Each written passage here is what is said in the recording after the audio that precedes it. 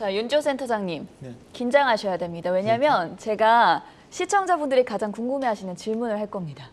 자, 삼성전자 지금 5만 원 단으로 내려왔습니다. 네. 계속 신저가 겪고 있고요. 네. 반도체 업황에 대해서도 외국인들 좀 부정적으로 바라보고 있고 어제 보니까 모건 스탠리가 또 마이크론 테크놀로지 주가 맞습니다. 하향 조정했죠. 이런 여파들이 있는데 삼성전자와 좀 더 크게 반도체 업황에 대해서는 전망 어떻게 보세요? 제가 반도체 섹터 담당자는 아니고 네. 저희 담당자 얘기를 나누고 당연히 최근에 가장 고민거리이기 때문에 그죠. 이 얘기를 나누고 있는데요. 예. 방금 사회자님께서 말씀하신 것처럼 오늘 새벽에 모건 스탠리 자료에 대해서 마이크론 테크놀로지에 대해서는 시장에 대해서 굉장히 좀 자신 없어 했고요. 예. 심지어 내년도에 컨센서스가 실적 대비 46% 정도 하회할 것까지 얘기를 했거든요. 굉장히 안 좋죠. 근데 반대로 그 정도 하회한다는 말이 나오는 거 보니 많이 좀 밸류의 바닥에 다가서는 느낌이 있습니다. 반면에 어제 또 마이크론 테크놀로지 외에 AMD도 우리가 모건 스탠리 자료가 나왔는데 네. AMD에 대해서는 상당히 두 자릿수 성장률을 내년에 얘기합니다. 그래서 저희끼리 오늘 아침에 오기 전에 이 둘 얘기를 했었어요.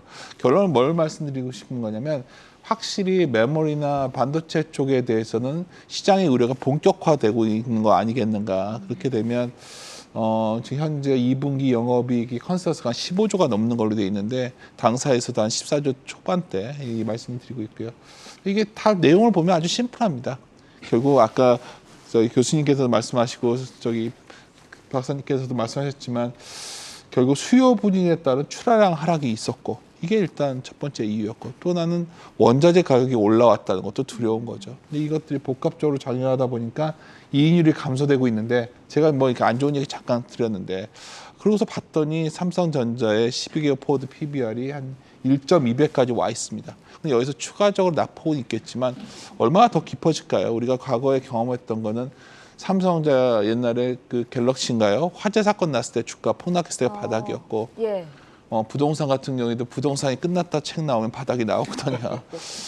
그 우리가 이제 전자나 반도체에 대해서 아마 최악의 시나리오가 나올 겁니다. 올 하반기에 수요가 급격히 감소할 거라는 얘기 나올 텐데 아마도 그때쯤이면 우리가 원하는 밸류에이션 수준, 우리가 보통 가치는 얻는 건 한 표현을 쓰거든요. 가격은 지분을 하는 것이고 우리가 가치를 얻을 수 있는 시기가 다가서고 있는 거 아니냐. 너무나 지금 시장을 두렵지만 그렇다고 최악의 상황으로만 보지는 말자는 게 제 생각입니다. 네, 센터장님 말씀을 쭉 들어보니까 사실 그렇기 때문에 네. 최근 삼성전자의 행보가 좀 더 주목되는데요. 네. 자, 위기일 때 몸집을 키워야겠죠. 네. M&A권은 어떻게 좀 보세요? M&A권에 대해서는 어떻게 보세요? 그러니까 우리가 주식의 가치를 보면 보통 할인율과 잉여 현금 두 가지의 합이거든요. 할인율이라는 금리이기 때문에 외생적으로 주어지는 거고요. 결국 잉여 현금 흐름을 갖고서 주주에게 돌려주거나 아니면 투자를 해야 되는데 그 투자를 잘하면 ROE가 올라가겠죠. 그러면 삼성전자가 여기서 굉장히 중요한 포인트를 짚으셨는데 저번에 이재용 회장께서 유럽 뭘 사겠다고 하셨으니까 뭘 사면은 ROE 개선 요인이 되는 거고 또 하나 투자를 늘리면 초기 투자가 들어갈 때 ROE가 좀 떨어져요. 근데 보통 이런 캐펙스 투자 같은 것도 장기적으로는 잉여 현금 흐름을 개선시키는 변수가 될 수 있기 때문에 하여튼 그러한 행보도 매우 중요합니다. 저도 기대하는 거는 뭔가 이 상황을 타개할 만한 뭔가의 그런 추가적인 모멘텀이 필요한데 저도 알 수 없고 사회자님도 알 수 없다는 게 문제죠. 예. 삼성전자에 대한 이야기는 이종호 이코노미스트한테도 여쭤보고 싶은데 제가 사석에서 이제 삼성전자에 대해서 여러 번 물어보고 다녔었어요. 도대체 어디까지 떨어지냐. 저는 6만 전자는 사실 이야기 많이 들어봤는데 5만 전자를 처음 얘기해 주신 분이 저 이코노미스트 분이신데 삼성전자 어떻게 보십니까? 이런 얘기를 저는 많이 합니다. 네. 삼성전자가 좋은 회사인 거는 분명하지만 삼성전자가 좋은 주식인지는 난 잘 모르겠다. 그리고 내 개인적인 생각으로는 그렇게 좋은 주식은 아니다라는 얘기를 굉장히 많이 하거든요. 왜 그러냐면 좋은 주식이 되기 위해서는 그 변동성이라고 하는 것이 장기적으로 봤을 때 변동성이라고 하는 것이 최소한 시장보다는 덜해야 됩니다. 근데 반도체라고 하는 것은 전통적으로 봤을 때 시장보다는 변동성이 굉장히 큰 주식이에요. 과거에도 보면, 그러니까 뭐 2000년대나 그 이전 이럴 때는 보면 예. 삼성전자가 한 번 고점을 치고 그 다음에 내려오기 시작하면 그 고점에서부터 시작해서 70% 이상 빠집니다. 근데 최근에는 그래도 그것이 굉장히 많이 줄어들어서 이제는 한 40% 이렇게 내지 50% 이런 정도서 줄어들었는데 이번 같은 경우에는 당연히 이제 그런 정도는 간다라고 봐야 되는 거죠. 그렇게 되면 그 작년도 1월 달에 순간적으로 찍었을 때의 주가가 93,000원 뭐 이런 정도까지 됐다라고 보면 6만 원을 유지할 수 있다라고 보는 것 자체가 그다지 이제 제가 봤을 때는 마땅한 얘기가 아니다라는 생각이 들고요. 그다음에 시장이 하락을 할 때에 그 쭉 이렇게 진행되면 맨 마지막 국면에 어떤 형태가 오냐면요. 예. 내가 가장 믿고 있다, 시장이 가장 믿고 있다라고 하는 주식이 맨 마지막에 하락을 해버립니다. 그것까지 진행이 돼야 모든 하락이 다 끝난다라고 얘기를 하거든요. 이번 같은 경우에 한번 보시면 그 올해 연초서부터 아무튼 나와서 많은 분들이 얘기를 했을 겁니다. 시장은 어렵지만 삼성전자는 사야 됩니다. 왜냐하면 굉장히 좋은 주식이기 네. 때문에. 그 얘기는 뭐냐면 모든 사람들이 다 삼성전자를 믿고 샀다라고 하는 거예요. 근데 그 주식이 맨 마지막에 우리가 생각했던 것보다 훨씬 더 큰 폭으로 한번 내려가지 않는 상태에서 시장이 바닥을 만들 수는 없다라고 봐야 되는 거죠. 그게 보면 6만 원 밑으로 내려가는 거고 뭐 이런 국면인 거거든요. 지금까지 그런 형태로서 진행이 돼 왔고 이제까지는 주가가 움직였습니다. 앞으로는 보면요. 이익이 움직일 겁니다.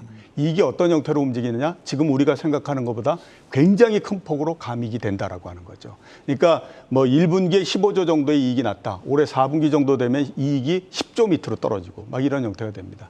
근데 그렇게 이익이 줄어들기 때문에 주가가 떨어지냐? 그거는 아니죠. 왜냐하면 이미 주가는 굉장히 많이 떨어졌기 때문에 그런 형태가 된다라고 보시죠. 오늘 이 특집 대단과 관련해서 시청자분들도 댓글로 정말 많이 질문도 올려주고 계신데 제가 한 질문을 이제 대신해서 여쭤보도록 할게요. 저희 교수님한테 먼저 여쭤볼게요. 부동산 금융시장이 무너지면 제2의 IMF의 시작인가요? 말씀 부탁드립니다라는 댓글이 올라와 있습니다. 꼬투리님께서 질문 주셨는데 어떻게 보십니까? 뭐 이건 뭐 되게 심각한 문제죠. 네. 왜냐하면 우리가 IMF 얘기하는데 외환위기 이야기하는 건데요. 그 당시에는 기업이 부채가 너무 많았어요. 기업이 과도한 부채를 짊어지고 성장을 그러니까 자기 실력보다 더 많이 우리나라 경제가 성장을 했던 때고 그래서 그게 무너졌을 때는 사실은 뭐 정부나 가계가 튼튼했기 때문에 그걸 우리가 막아낼 수가 있었거든요. 그런데 이제 지금 같은 경우에는 가계 부채가 무너지면 그러면 지금 돈을 갖고 있는 데는 대기업밖에 없거든요. 대기업하고 정부. 근데 대기업이 가계 부채가 무너졌다고 자기 있는 돈을 뭐 우리 옛날 금모으기 운동하듯이 해서 가게한테 돈을 나눠줄 거냐? 그건 안 되잖아요. 그렇기 때문에 뭐 만약에 부동산 가격이 뭐 빠른 속도로 빠지면 지금 또 이제 부동산이 지금 사실 거품이잖아요. 누가 봐도 뭐 서울의 아파트 가격이라고 하는 건 택도 없는 가격이니까. 그리고 거래를 많이 일으키지 않고 점점점 올라갔기 때문에 그런 거 하락할 땐 또 점점점 하락하거든요. 그렇게 해서 만약에 위기가 온다 그러면 굉장히 심각한 위기일 거라고 생각해요. 쉽지 않을 거라고 봅니다. 네, 심각한 위기가 올 수도 있다라고 답변을 해주셨고 윤지호 센터장님은 이 질문에 대해서 어떻게 답변해 주실 건가요? 미국이고 한국이고 가장 고민이 부동산이죠. 네. 모기지 금리가 최근에 올라온 거 보면 제가 숫자가 정확히 기억은 안 나는데 매우 높은 수준이고 결국 물가를 잡기 위해서 무슨 뭐 렌트비 같은 걸 건드린다고 하지만 혹시나 미국 같은 경우에 부동산이 흔들리면 굉장히 고민이 되는데 방금 교수님께서 말씀하셨지만 제일 큰 걱정은 국내입니다. 많은 분들이 데이터 보면 저도 깜짝깜짝 놀랐는데 GDP 대비 가계부채 증가율을 보면 저희가 글로벌 탑 수준입니다. 근데 이제 부동산이 거의 부채의 대다수는 부동산인데 만약 부동산이 여기서 우리가 생각하는 더 큰 조정이 나온다면 이중고를 겪어낼 가능성이 높죠.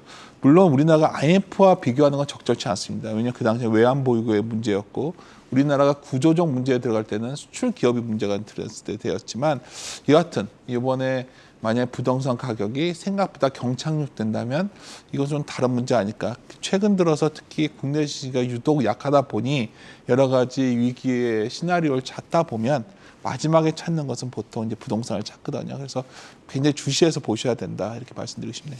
아까 그 대담 중에 윤지호 센터장님께서 가치는 얻는 것이고 가격은 지불한다라는 말씀을 주셨습니다. 그런 의미에서 보면 지금의 부동산 가격은 가치에 근접하나요? 아니면 지불할 가격의 적정 가격에 좀 근접하나요? 이러면 욕먹을 수 있지만 주식은 확실히 가치에 근접하고 있는데 부동산은 내 소득 갖고 살려면 너무 오래 걸리지 않습니까? 그렇죠. 현실적으로요. 그렇죠. 우리 가치라는 건 결국은 그걸 본다면 부동산 가격은 여전히 높은 수준 아닐까. 제가 부동산 쪽이 종사자 아니어서 좀 편견이 있을 수도 있으니까 양해 바라고요. 짧은 고견 또 들어볼까요?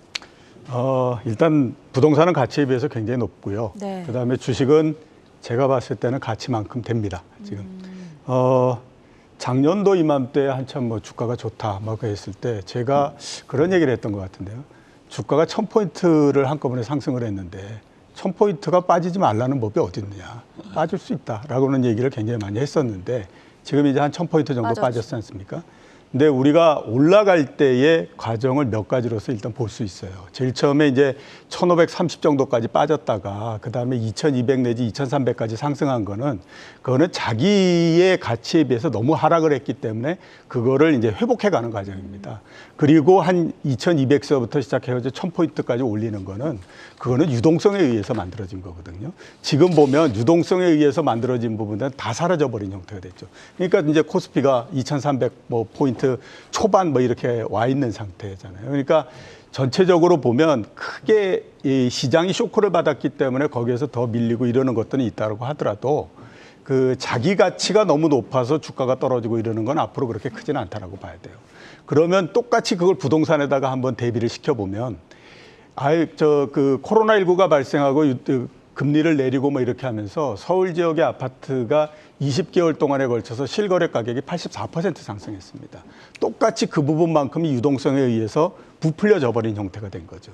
그러면 그거를 주식시장에 있는 거를 부동산에다 그대로 적용하게 보면 그만큼이 빠져야 된다라고 하는 거잖아요. 그래야 이게 이 부동산이 본질적 가치에 접근해 갈 수 있다 이렇게 볼 수 있는 거잖아요. 그러니까 그게 어떤 형태로서 빠지고 그 빠지는 것이 어떤 영향을 줄 거냐 하는 것들이 가장 큰 관건이다라고 봐야 되는 거죠. 네, 오늘 글쎄 한국경제TV가 사실 분수령과 분기점이라고 생각을 해서 대담을 좀 준비했었는데 또 시간 관계상 또 많은 부분을 또 다루지 못했다는 아쉬움이 좀 있습니다. 조만간 저희가 후속으로 또 한번 모시도록 하겠습니다. 네, 이창훈 한양대학교 경영학부 교수와 저희 마지막 질문이 하나 더 남아 있어서 남았나요? 한 가지 더 질문을 드려보도록 할게요. 사실 지금 뭐 투자 전략이라고 하기에는 좀 어려울 수 있는데 출구 전략이 더 맞을 수도 있는데 교수님께서 한마디 전해주신다면 투자 전략, 투자 마인드 어떻게 보십니까? 전 생각에 뭐 주식이라고 하는 게 늘 그 쌀 때 사서 비싸게 파면 되는 거 아닌가요? 네. 그러니까 이렇게 안 좋을수록 그러니까 주식을 지금이 싸다? 언제 사야 되지? 예. 이런 고민을 해야죠. 그리고 지난번에 뭐 9만전자, 10만전자 갈 때는 팔아야 되는 거고. 그러니까 지금은 뭐 여러 가지 리스크는 있지만 지금 뭐 주식을 판다고 해서 뭐 물론 더 빠질 수도 있어요. 근데 지금부터 빠지는 거는 굉장히 급락이고 반등도 빨라요. 네. 왜냐하면 리만 때도 그랬고 2008년도에도 9월 달부터 12월까지 쫙 빠지고 그다음에 또 빠르게 올라갔고 코로나 때도 그랬고 그러니까 물론 전 생각에 한 번 더 빠질 수는 있다. 그렇지만 이제부터는 매수의 관점으로 봐야 되고 7월 달 뭐 어닝 시즌 지나고 나면 뭐 추가적인 악재가 그렇게 있을까? 그런 생각이 들어요. 그래서 오히려 뭐 한 7월, 8월 정도부터는 좀 매수의 관점으로 봐도 된다. 오히려 이런 게 인류의 경제를 이렇게 지금 30년 동안 시장을 보면 늘 문제는 있었어요. 심각한 문제라고 했는데 그걸 또 극복하더라고요. 극복하고 주가는 또 올라가더라고요. 그래서 오히려 매수의 관점으로 보시는 게 좋지 않나 그렇게 생각합니다. 네, 시계를 좀 짧게 보면 사실 7월 달에 실적 전망이 또 이 기회가 될 수 있다라는 말씀을 좀 주셨습니다. 자, 윤지호 센터장님, 네, 어떤 투자 마인드를 가지고 있어야 될까요? 마지막에 준비를 안 하고 있었는데 물어보죠. 이 생각이 나네요. 우리가 작년에 PDI라는 얘기를 많이 프라이스 드림 레이쇼라고 꿈을 갖고 투자해야 된다. 네. 근데 주식시장에 훨씬 더 경험이 많으신 분들이지만 항상 보면 고평가할 때 줄이고 저평가할 때 사면 되는데 하여튼 위든 아래든 크게 이렇게 벗어날 때의 특징이 뭐냐면 내러티브가 유행할 때거든요. 그러니까 내러티브가 유행할 때는 좀 피하고 지금은 오히려 넘버에 집중하면 되는 시대가 오지 않았나. 넘버에 집중하다 보면 지금 언더슈팅하게 하는 스토리가 오늘 계속 얘기를 듣다 보니까 인플레이션 스토리로 언더슈팅이 왔었는데 그게 좀 진정되면 우리가 이제 여러 가지 또 기회의 영역에 다가서고 있는 거 아닐까 생각하고 있고요. 최소한 유동성의 힘으로 올라왔다가 부침이 다시 내려왔다면 이제부터는 좀 더 펀더멘탈에 집중해서 본다면 분명히 교수님께서 말씀하신 것처럼 기회의 영역을 우리가 잡을 수 있지 않을까 이렇게 판단하고 있습니다. 네, 역시 끝으로 한마디 전해주시죠. 저는 먼저 당부드리고 싶은 건 네. 감정적 대응을 좀 하지 마라라는 말씀을 드리고 싶어요. 지금은 아마 계좌에 주식이 있다는 것 자체가 너무 괴로울 겁니다. 그렇기 때문에 아무튼 없어졌으면 좋겠다라고는 걸로 가거든요. 그거는 결과적으로 봤을 때 아주 안 좋은 이 결과를 낳기 때문에 그렇고요.